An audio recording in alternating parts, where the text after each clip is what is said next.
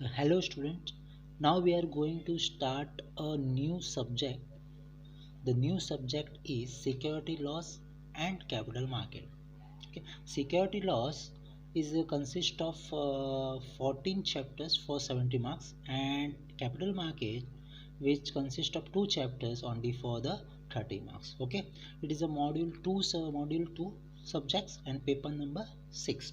So now we are going to start chapter number 2 of the security laws, and chapter number 2 is Securities and Exchange Board of India Act 1992. Short form for this act is SEBI Act 1992. What is SEBI? SEBI is a regulatory authority, मतलब एक regulatory body है जो government of India ने क्या किया है, उसको setup किया है. ठीक है, क्यों सेटअप किया, उसका क्या काम है, कौन से किस किस लोगों को ये एक्ट एप्लीकेबल है, ये लॉ एप्लीकेबल है. ठीक है, वो सब चीज़ें ये चैप्टर में we will discuss. Okay, so in this chapter there are the 14 topics now we are going to discuss. Let's see. Introductions part. देखो, financials market, there are 3 type of markets: financials market, money market and capital market. अभी example, आप जब vegetable market में जाते हो तो वहाँ पे वो मार्केट में क्या बाइंग एंड सेलिंग होता है, vegetable market, vegetables. Okay, same as in, अगर मैं फाइनेंशियल्स मार्केट में की बात करूँ तो इन दिस मार्केट क्या बाइंग एंड सेलिंग होता रहेगा, फाइनेंशियल प्रोडक्ट. तो what is a financial product? तो शेयर्स, कंपनी के शेयर्स, डिबेंचर्स रहते हैं कंपनी के, बॉन्ड्स, ठीक है, डेरिवेटिव्स, ये सब क्या एक प्रोडक्ट्स है जिसके थ्रू क्या होता है, बाइंग सेलिंग होती है. फिर ये दूसरा आता है मनी मार्केट. ठीक है, मनी मार्केट में बहुत सारे चीज़ है जो शॉर्ट टर्म के लिए रहती है, जैसे कोई money market fund, treasure bill which is issued by the government, RBI. ठीक है, कॉमर्शियल पेपर और शॉर्ट टर्म सिक्योरिटीज, ये सब जो मनी मार्केट शॉर्ट टर्म के लिए. थर्ड है capital market.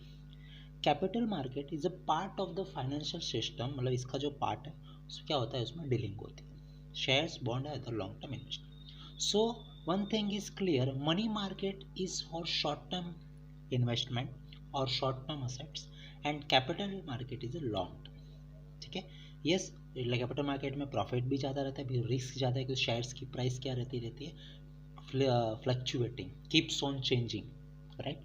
So in this chapter अपने को किसके बारे में बात करना है, कैपिटल मार्केट के बारे में बात करना है, फाइनेंशियल प्रोडक्ट के बारे में बात करना है, फाइनेंशियल मार्केट के बारे में बात करना है. ये चैप्टर में मनी मार्केट के लिए कोई बात नहीं करनी. मनी मार्केट एक खाली एक एग्जाम्पल के लिए डिस्टिंग्विश मैंने आपको बताया कि what is the difference between money market and का which is capital market, which is financial market. Okay, so देखते हैं क्या क्या चीज़ है. देखो, in capital market there are 2 types. First is primary market, second is secondary market. अगर मैं प्राइमरी मार्केट में बात करूं कि प्राइमरी मार्केट में अगर किसी को इन्वेस्टमेंट करना है, ठीक है, तो किसके थ्रू कर सकता है, तो पहले तो एक आईपीओ करके चीज़ आती है, इनिशियल पब्लिक ऑफर. ठीक है, जो फर्स्ट टाइम कंपनी अपने शेयर इश्यूज करती है इन्वेस्टर को. सेकंड है राइट इश्यू. राइट इश्यू में क्या रहता है कि जो एग्जिस्टिंग शेयर होल्डर है उनको ही वापस शेयर क्या किया जाता है, इश्यू किया जाता है, मतलब एग्जिस्टिंग लोग. बोनस इश्यू फ्री में होता है. ठीक है, कंपनी ने अच्छा प्रॉफिट लिया तो उसको क्या किया जाता है, बोनस इश्यू, बोनस शेयर्स दिए जाते हैं. इश्यू में शेयर्स दिए जाते हैं. Now what is a private placement? Private placement भी सेम है कि एक सेलेक्टेड ग्रुप ऑफ पर्सन को कंपनी क्या करती है, शेयर्स देती है. ये सब चीज़ें इन डिटेल पूरे सेबी के सब्जेक्ट में है, जो अपन 1 बाय 1 देखेंगे. ये जो मैंने आपको दिया है फॉर द एक बेसिक चीज़ें. ठीक है, now secondary market. Secondary market में आप डायरेक्टली कंपनी में के शेयर्स नहीं परचेस कर सकते हो, आपको किसके पास जाना पड़ेगा, आपको एजेंट के पास जाना पड़ेगा. और वो एजेंट को क्या बोलते हैं इन द कैपिटल मार्केट, है सेबी लैंग्वेज, मार्केट इंटरमीडिएट्स. क्या बोलते हैं, मार्केट इंटरमीडिएट्स. ठीक है, चलो देखते हैं 1 बाय 1. नाउ प्राइमरी मार्केट पहले अपन समझिए, प्राइमरी मार्केट में कैसे डीलिंग होता है. प्राइमरी मार्केट में क्या होता है, इन्वेस्टर है ना, इन्वेस्टर वो कंपनी से डायरेक्टली कनेक्टेड रहता है, मतलब इन्वेस्टर खुद कंपनी के शेयर परचेस करता है. ठीक है, तो इन्वेस्टर क्या देता है, पैसा देता है, कंपनी क्या देती है, शेयर्स देती है, ठीक है। तो कंपनी को इश्यूअर भी बोलते हैं। क्यों इश्यूअर बोलते हैं? बिकॉज कंपनी क्या कर रही है, शेयर को इश्यू कर रही है। किसको कर रही है? इन्वेस्टर को। तो क्या होगा, कंपनी की शेयर कैपिटल क्या हो जाएगी, इंक्रीज हो जाएगी, ठीक है। अभी मैंने बोला कि प्राइमरी मार्केट में पहले क्या रहता है, आईपीओ। तो मतलब जब first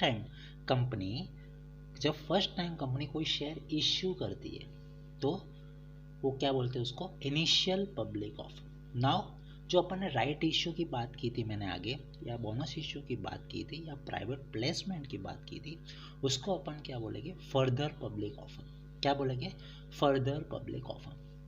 initial public offer means IPO, वो कंपनी की लाइफ में ओनली वन टाइम होता है।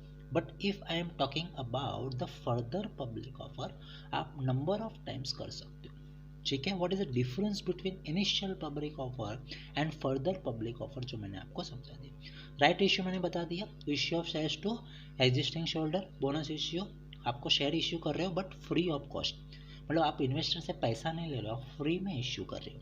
एंड देन प्राइवेट प्लेसमेंट में स्पेसिफिक ग्रुप ऑफ पर्सन और स्पेसिफिक इन्वेस्टर को आप देते हो।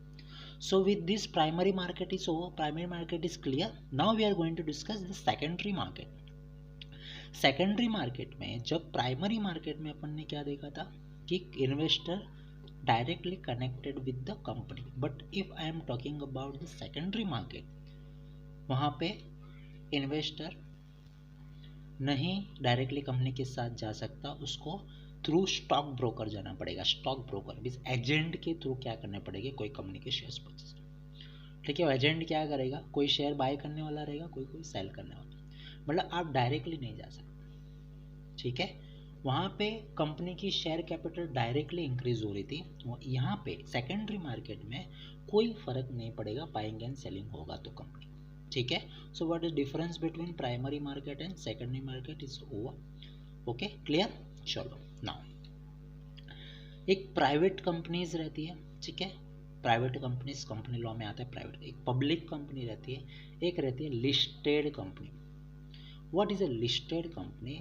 जो लिस्टेड कंपनी है, जितने भी लिस्टेड कंपनी है जिनके जो शेयर्स है वो स्टॉक एक्सचेंज में क्या है, लिस्ट है, मतलब उनकी प्राइस, उनके शेयर्स स्टॉक एक्सचेंज में दिखाते कि आज शेयर का प्राइस, एक कंपनी के शेयर का प्राइस इतना रुपीज़ है, लिस्ट है वो। तो वैसी कंपनी को क्या बोलेंगे, लिस्टेड कंपनी बोलेंगे। Every listed company would have to follow the security laws and SEBI act, ठीक है। तो यहाँ पे मैं अगर इस सब्जेक्ट में पूरे में बात करूँगा, ना मैं प्राइवेट कंपनी की बात करूँगा, ना मैं पब्लिक कंपनी की बात करूँगा, only we are discussing with the listed company only, ठीक है। यस, कंपनी को कंपनीज एक्ट एप्लीकेबल है, बट साथ साथ में जो कंपनी लिस्टेड है, जिनके शेयर स्टॉक एक्सचेंज में लिस्ट है, उनको भी ये सेबी एक्ट कंपल्सरीली एप्लीकेबल होगा, ठीक है। चालू करें, चलो देखो, जब सेबी एक्ट 1992 था, उसके पहले क्या था? उसके पहले था कैपिटल इश्यू कंट्रोल एक्ट 1947, फिर था security contract and regulation act 1957, उसके और था कंपनीज एक्ट 1956। अभी 1992 के बाद क्या हुआ, सेबी एक्ट को लाया गया और कैपिटल इश्यू कंट्रोल एक्ट को क्या किया गया, हटाया गया, ठीक है, वाइप ऑफ कर दिया। फिर कंपनीज एक्ट 2013 आया एंड देन डिपॉजिट 1996 आया, ठीक है। आया समझ में? इट इज़ ए हिस्ट्री, मैंने एक हिस्ट्री बता दी और कुछ नहीं है। और ए एक्ट तो अभी भी है, ठीक है, ये भी है अपने चैप्टर्स में। सिक्योरिटी कॉन्ट्रैक्ट रेगुलेशन को सकरा बोलते हैं, शॉर्ट फॉर्म में क्या बोलते हैं, सकरा। नाउ देख लेते हैं एक्ट में होता क्या। कंपनीज एक्ट, कंपनी के लॉज, रूल्स एंड रेगुलेशंस को कैसे फॉलो करना है, कंपनीज एक्ट में लिखा गया। डिपॉजिटरी एक्ट, डिपॉजिट एक्ट में मतलब आप सिक्योरिटीज़ है, शेयर्स वगैरह, सर्टिफिकेट वगैरह इश्यूज़ करते हो, बट आजकल सब कैसा हो गया, इलेक्ट्रॉनिक हो गया, ऑनलाइन हो गया। तो आपको इलेक्ट्रॉनिक फॉर्म में कैसे मेंटेन करना है वो डिपॉजिट एक्ट में लिखा हुआ है। और जो आप सिक्योरिटी इश्यू करते हो, जो सिक्योरिटी आप लिस्ट करवाते हो स्टॉक एक्सचेंज में, उसको कैसे रेगुलेट करना, उसको उसके कैसे कंप्लायंस को फॉलो करना, वो कहाँ पे लिखा है, securities contract and regulation act 1957। Clear. Now अभी देखते हैं सेबी के ऑब्जेक्टिव्स क्या है। What is the objective of the security exchange board of India? आपको पता है, जब अगर मैं फाइनेंशियल मार्केट की बात करूं, जहाँ पे मैं कैपिटल मार्केट की बात करूं, जहाँ पे मैं लॉन्ग टर्म इन्वेस्टमेंट की बात करूं, वहाँ पे थोड़ा रिस्क ज़्यादा रहता है। एंड अपना जो मार्केट है वो फ्लक्चुएट कीप्स ऑन चेंजिंग, कभी शेयर्स की प्राइस हाई रहती है, कभी लो हो जाती है। कई लोग प्रॉफिट ज़्यादा कमाते हैं, कई लोग लॉस का जो कुछ भी नहीं कमा पाते। बट कई फ्रॉड होने के चांसेस भी ज़्यादा है, क्योंकि इंडिया में फ्रॉड होने के चांसेस ज़्यादा है। दैट्स वाई ये क्या किया, सेबी ने एक एक्ट को एनेक्टमेंट किया, security exchange board of India act 1992, जिससे क्या हो, to protect the interest of the investors and to regulate the securities market. मैंने बोला ये चैप्टर में अपन सिक्योरिटी मार्केट्स के बारे में ही बात करेंगे, ठीक है। जिससे क्या हो, जो इन्वेस्टर अपना पैसा लगा रहा है शेयर्स में, सिक्योरिटीज में, वो उसका इंटरेस्ट अफेक्ट ना हो, उसका इंटरेस्ट प्रोटेक्ट हो और सिक्योरिटी मार्केट का हो, सिक्योरिटी मार्केट डेवलप। इसके लिए सेबी को लाया गया। तो सेबी के अंदर रूल्स एंड रेगुलेशंस है जो अपने को फॉलो करना है, ठीक है, जो भी लिस्टेड कंपनी को फॉलो करना है, जिससे क्या हो, इन्वेस्टर अपना पैसा अच्छे से इन्वेस्टमेंट कर सके, ठीक है। चलो आगे देखते हैं SEBI act. SEBI is a body corporate, एक कंपनी है having perpetual successions and common seal with power to acquire. वो अपना मतलब एक कंपनी रहती है, उसके जो फीचर्स है वो सेम सेबी एक्ट में रह सकते हैं। सेबी में कौन कौन रहता है, एक तो चेयरमैन रहता है, फिर उसके अलावा 2 मेंबर्स रहते हैं जो मिनिस्ट्री ऑफ गवर्नमेंट्स के रहते हैं विथ फाइनेंस, और एक 1 मेंबर रहता है जो रिजर्व बैंक ऑफ इंडिया का रहता है, और 5 अदर मेंबर रहते हैं जो सेंट्रल गवर्नमेंट अपॉइंट करती है। सेबी के ऊपर कौन है, सेंट्रल गवर्नमेंट, बराबर, और सेबी के नीचे कौन है, stock exchange, Bombay stock exchange, national stock exchange, और उसके बाद कंपनीज रहती हैं, क्लियर। तो सेबी के ऊपर मतलब सेबी की अपर अथॉरिटी अगर मैं बात करूँ, सेबी स्टॉक एक्सचेंज को संभालता है, लिस्टेड कंपनी को संभालता है, बट सेबी को कौन संभालता है, सेबी को सेंट्रल गवर्नमेंट संभालता है। इसके लिए सेबी के अंदर मतलब सेबी एक अथॉरिटी है, जैसे ठीक है, जैसे कंपनी रहती है अदानी इलेक्ट्रिसिटी, उसके अंदर भी डायरेक्टर्स वगैरह रहेंगे, वैसे ही सेबी एक रेगुलेटरी अथॉरिटी है, उसके अंदर एक चेयरमैन्स रहते हैं, 2 मेंबर रहते हैं जो ministry of central government dealing with finance के रिलेटेड जो एक्सपर्ट रहते हैं, 1 member from reserve bank of India से रहता है, और 5 अदर मेंबर, उसमें से 3 ये वोल टाइम मेंबर रहते हैं, मतलब लाइफ टाइम। सबको अपॉइंटमेंट एक्चुअली इनडायरेक्टली देखा जाए तो सेंट्रल गवर्नमेंट करती है। आया समझ में? तो टोटल कितने मेंबर हो गए, 5, 1, 2, 7 एंड 1 चेयरमैन, क्लियर। चलो functions and powers of SEBI. SEBI के क्या पावर्स है, सेबी क्या क्या कर सकती है, किसके लिए कर रही है, सेबी का ऑब्जेक्टिव क्या है, अपने इन्वेस्टर का इंटरेस्ट अफेक्ट ना हो। इन्वेस्टर कौन है, जो कंपनीज में पैसा लगाते हैं, जिससे अपना मार्केट चलता है, जिससे बहुत सारा दिनों का टर्नओवर चलता है, डीलिंग होती है सिक्योरिटीज पे। कौन से प्रोडक्ट में, फाइनेंशियल प्रोडक्ट किसको बोलते हैं, shares, debentures, bonds and derivatives, जो अपन ने आगे क्लियर किया, क्लियर। सो सेबी के पास क्या क्या पावर है, वो स्टॉक एक्सचेंज को रेगुलेट करता है, ठीक है। जो इंटरमीडियरीज है, जो मार्केट एजेंट है, एजेंट में बहुत सारे लोग आ जाते हैं, underwriter, portfolio manager, investment adviser, broker, जो ब्रोकर लोग रहते हैं, जो शेयर्स के रिलेटेड जो काम करते हैं ना, जितने भी लोग, वो मार्केट इंटरमीडियरी, उनको सेबी के साथ रजिस्टर होना पड़ता है। ऐसा नहीं कि आप कल कुछ भी ओपन कर सकते हो, मतलब ये सब चीज़ों को आपको सेबी को बता के स्टार्ट करना है। Without approval of the SEBI आप कुछ भी चीज़ with respect to securities product, securities market और फाइनेंशियल प्रोडक्ट आप स्टार्ट नहीं कर सकते, क्लियर। इसके लिए सेबी एक्ट लाया गया, आया क्लियर। चलो, जिससे क्या, इसमें से 4 to 5 पॉइंट्स याद रखना, जिससे क्या हो, अनफेयर ट्रेड प्रैक्टिस ना हो, ठीक है। और जो इंटरमीडिएट्स है, जो सेबी के अंडर काम करते हैं, उनको अच्छे से एजुकेशंस दो कि आप कैसे मतलब आप काम कर सकते हो, जिससे इन्वेस्टर का इंटरेस्ट अफेक्ट ना हो और सिक्योरिटी मार्केट अच्छे से चले। तो सेबी की एक सब पावर किसकी बात है। और फिर सेक्शन 11(3) में क्या लिखा है, सेबी के जो पावर है वो सेम सिविल कोड के जो पावर है, जो नॉर्मल कोड के रहते हैं, वो किसी को भी बुला सकता है, डॉक्यूमेंट कलेक्ट कर सकता है, चेक कर सकता है, कभी भी रिकॉर्ड चेक कर, इंस्पेक्शन कर सकता है। कोई बंदा ऐसा लगे उसको सेबी को कि ये बंदा फ्रॉड कर रहा है तो उसको भी बुला सकता है। तो सेम एक कोर्ट के पावर रहते हैं, वैसे ही सेम सेबी के पावर है, ठीक है। अगर सेबी को लगा investigation, after an investigation inquiry लगा कि नहीं एक कंपनी ने या स्टॉक एक्सचेंज ने या एजेंट ने कुछ गलत किया है, तो उसको वो क्या कर सकती है, सस्पेंड भी कर सकती है, उसके कोई ऑफिसर को भी सस्पेंड कर सकती है, ठीक है। और अगर कोई ऐसा ट्रांजेक्शन लगता है उसके अंदर इन्वेस्टिगेशन और अच्छे से करेगी, जिससे पता चले कि और कितने लोग इन्वॉल्व है, आया समझ में। और कोई भी बैंक अकाउंट वगैरह उसको सीज कर दिया, बैंक अकाउंट उसका मतलब आज कोई भी बंदा अगर फ्रॉड करता है वो बंदा अपना बैंक अकाउंट नहीं ऑपरेट कर सकता अनटिल अनलेस सिक्योरिटीज मतलब सेबी क्या ना कर सके, उसका इन्वेस्टिगेशंस ना कर सके। क्लियर। तो ये पावर एंड फंक्शन जो आप शॉर्ट में भी पढ़ सकते हो, मैं आपको बता रहा हूँ कि सेबी के हाथ में क्या पावर्स है। नाउ क्या करता है वो, to regulate the prohibit issue of prospectus. आज कोई भी कंपनी जब इनिशियल पब्लिक ऑफर लेके आती है तब उसको क्या करना पड़ता है, एडवर्टाइजमेंट करनी पड़ेगी, तो ये लोग कंपनी के क्या करेंगे, शेयर परचेस करेंगे। तो उसको क्या बोलते हैं अपन, प्रोस्पेक्टस। क्या बोलेंगे, प्रोस्पेक्टस। ठीक है। अगर कोई विदाउट एनी अप्रूवल आप कोई भी कागज़ बना के एडवर्टाइजमेंट करके अगर किसी का इन्वेस्ट पब्लिक से पैसा लगे और उसको कुछ भी कागज़ पकड़ा के शेयर्स देते हो तो वैसा नहीं चलेगा। आपको सेबी के साथ क्या होना पड़ेगा, रजिस्टर होना पड़ेगा, आपको सेबी का अप्रूवल लेना पड़ेगा। ठीक है। इसके लिए सेबी को लाया गया।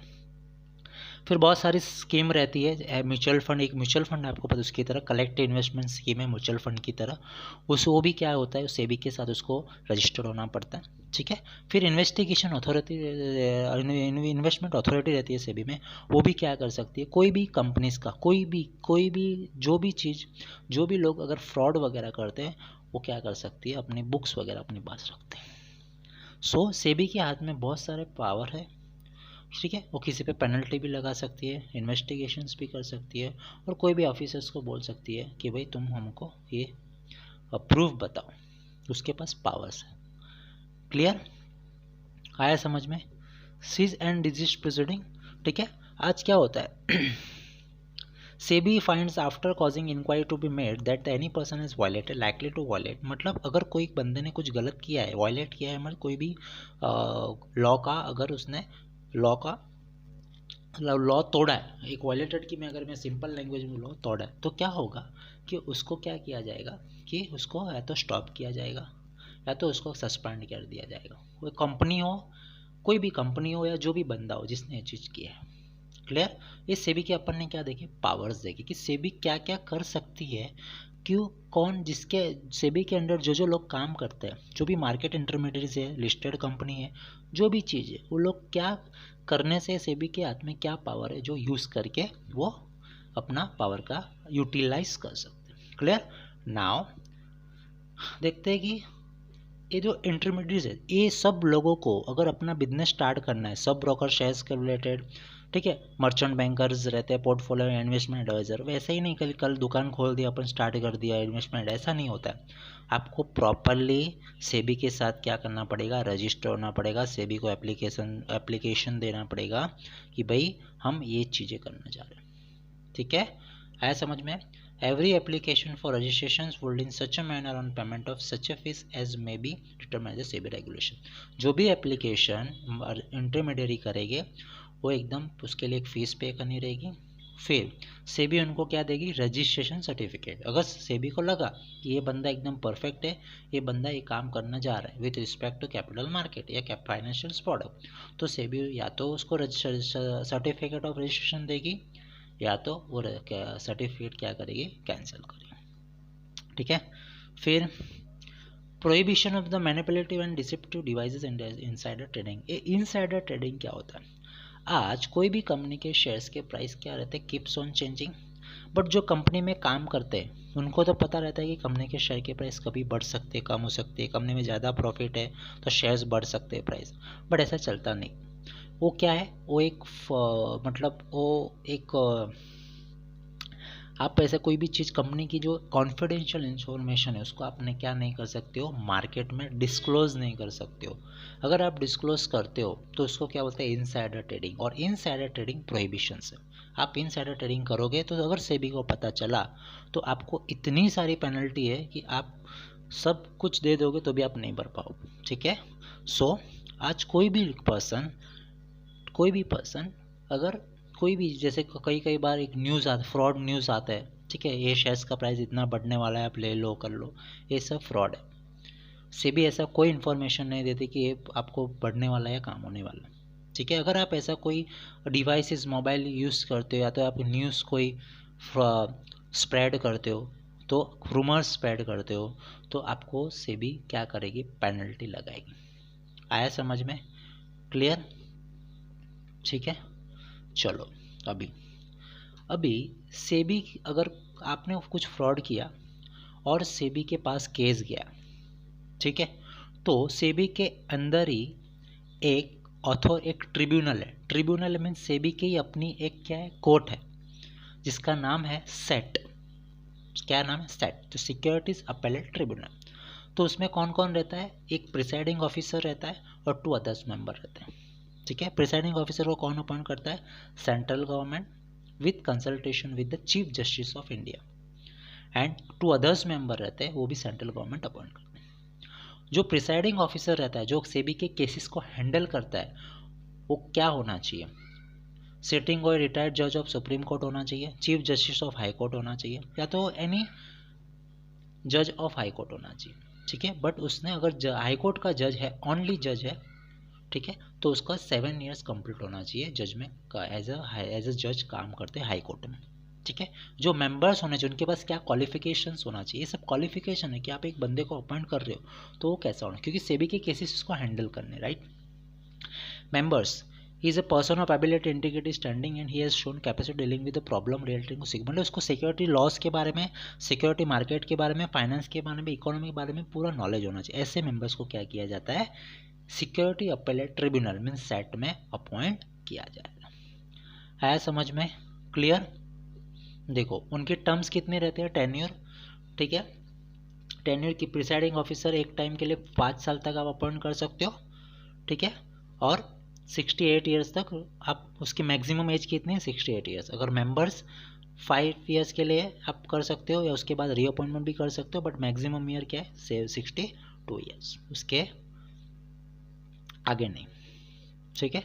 और दोनों की एज 70 ईयर्स तक हो जाए, उससे ज़्यादा तो आप उसको अपॉइंट नहीं करो। मैक्सिमम एज क्या है? 70 ईयर्स, जो इधर लिखा हुआ है, ठीक है। रीअपॉइंटमेंट होने के बाद भी मैक्सिमम 70, उससे ज़्यादा नहीं। 1 टर्म 5 ईयर्स का, maximum actually 68 years, actually 62 years, but actually अगर वो ज़्यादा किसी को रहना है तो 70 ईयर्स, तो उससे ज़्यादा नहीं। क्लियर? चलो, अभी सेबी के पास जो पावर थे, अभी सेट के पास क्या पावर है? सेम जो सिविल कोर्ट के पावर है, एक नॉर्मल कोर्ट के पावर है, वैसे ही क्या है? सेट के पास पावर है, ठीक है।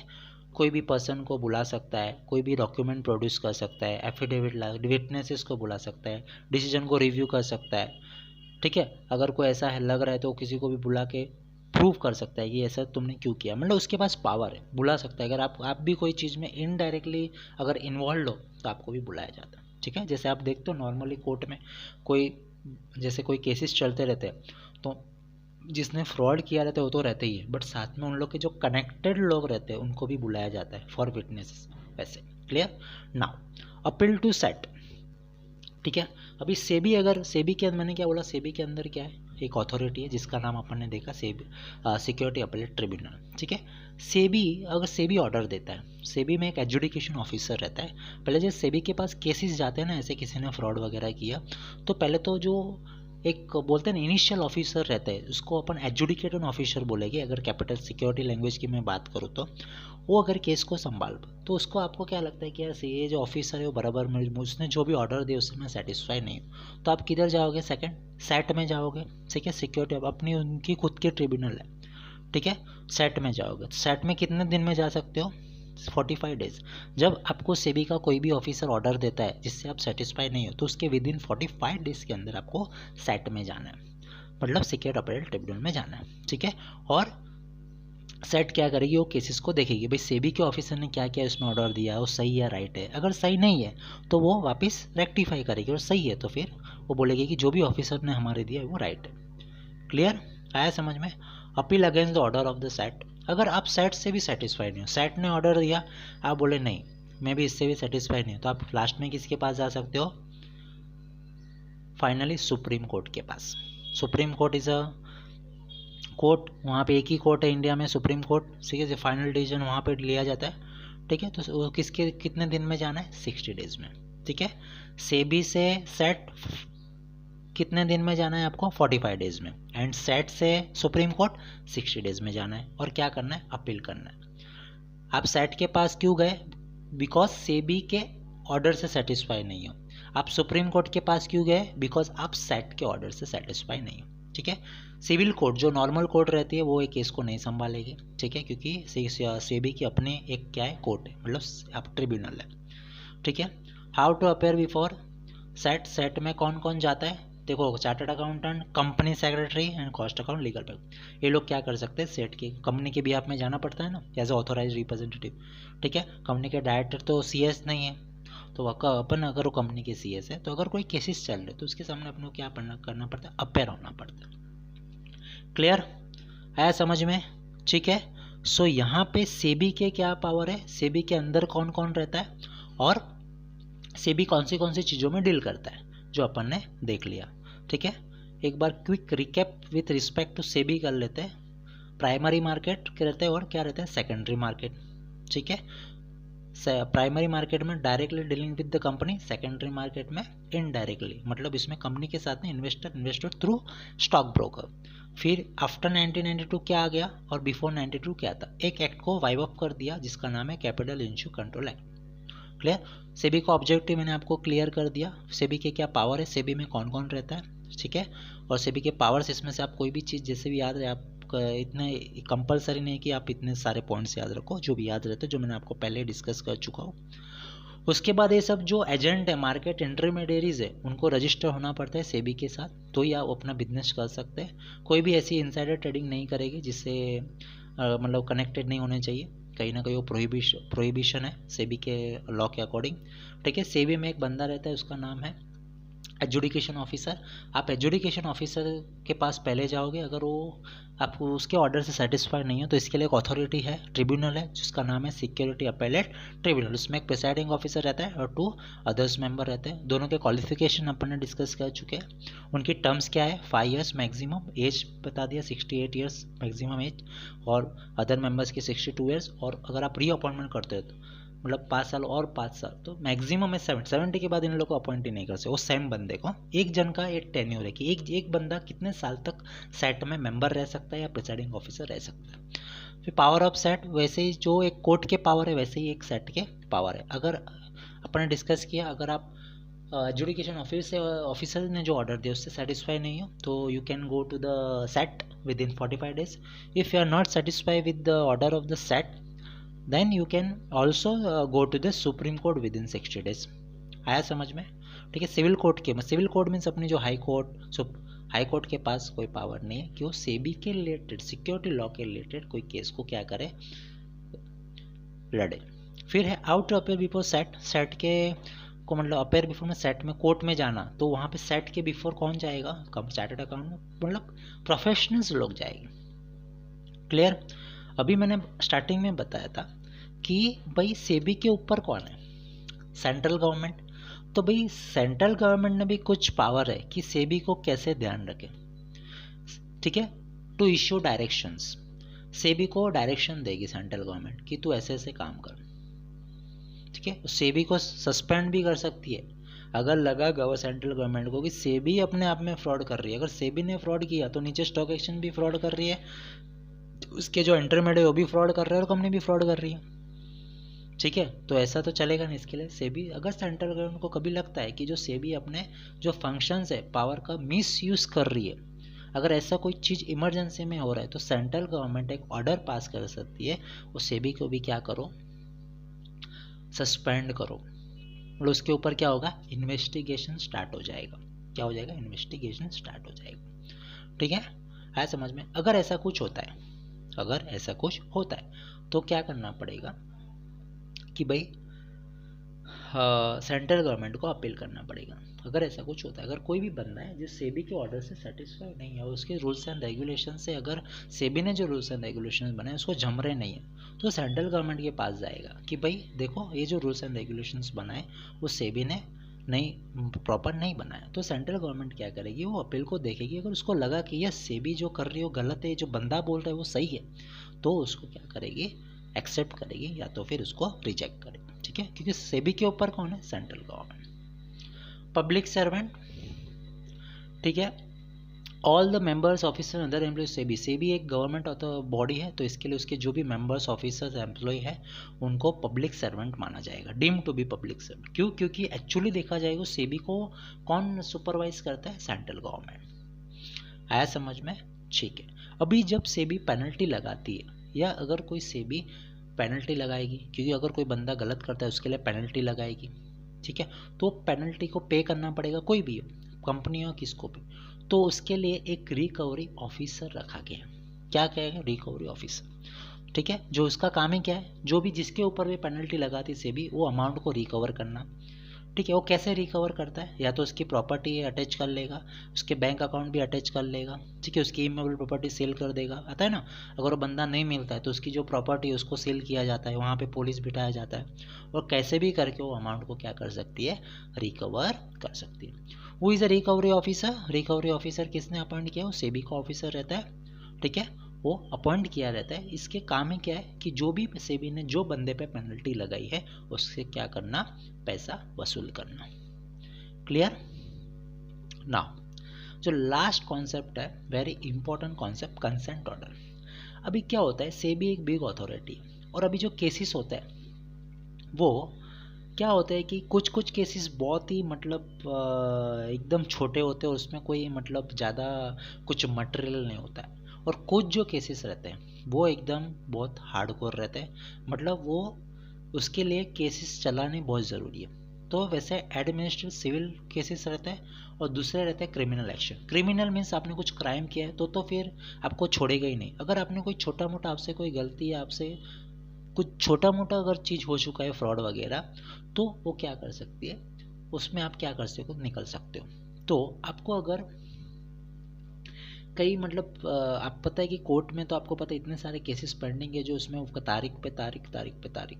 सो अगर आपके साथ कुछ फर्स्ट टाइम फ्रॉड होता है, ठीक है, तो आपको सेबी क्या बोलेगी, देखो हम आपके ऊपर केस नहीं चलाएगी, बट आप, ठीक है, आपने अगर कोई भी लॉ का, सिक्योरिटी लॉ का अगर आपने क्या किया है, आपने वायलेटेड किया है, अगर आपने कोई कॉन्ट्राडिक्शन किया, तो आपको एक सेटलमेंट ऑर्डर दिया जाएगा, जिससे क्या हो, आपको मतलब आज आप गए तो कल आपको ऑर्डर मिल जाएगा कि आपसे गलती, तो आपने पेनल्टी पे कर दो। मतलब आपको एक चांस दिया कि आपने अगर कुछ गलत किया तो आप सामने से प्राइमा फेसी बता दो। प्राइमा फेसी मीन्स पता चला कि भाई ये बंदे ने फ्रॉड किया, इससे हो गया है, तो फिर आपके केस क्या किए जाएंगे, फटाक से रिजॉल्व करके आपको एक ऑर्डर दिया जाएगा, एक क्विक ऑर्डर दिया जाएगा। जो क्विक ऑर्डर को मैं दूसरा नाम बोलूँ तो उसको क्या बोलेंगे, कंसेंट ऑर्डर, और आपका केस वहाँ पे क्या किया जाएगा, क्लोज किया जाएगा। बट कभी जब आप सिविल एक्शंस किए, सिविल एक्शंस में छोटे मोटे केसेस, छोटे मोटे फ्रॉड, बट आपने क्रिमिनल एक्शंस किए, ठीक है,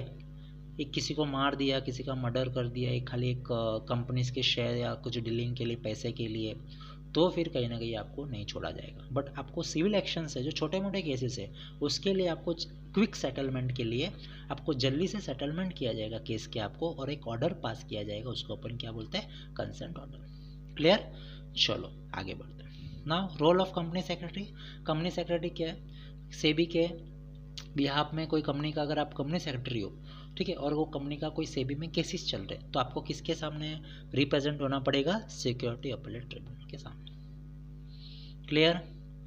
आया समझ में? Very easy. चलो एक क्वेश्चन से एग्जाम में आए हुए मैंने लिखे हुए, एग्जाम में सब क्वेश्चंस आए हुए, ठीक है, सबके आंसर आपके अभी ऊपर वाले नोट्स में, ठीक है। आया समझ में? With this chapter is over. और ये चैप्टर एक तो बेसिक चैप्टर है, ये चैप्टर के बाद ही आपको आगे के चैप्टर के पता चलेगा। तो इससे भी पता चला कि सेबी एक क्या है। Clear? So thank you very much.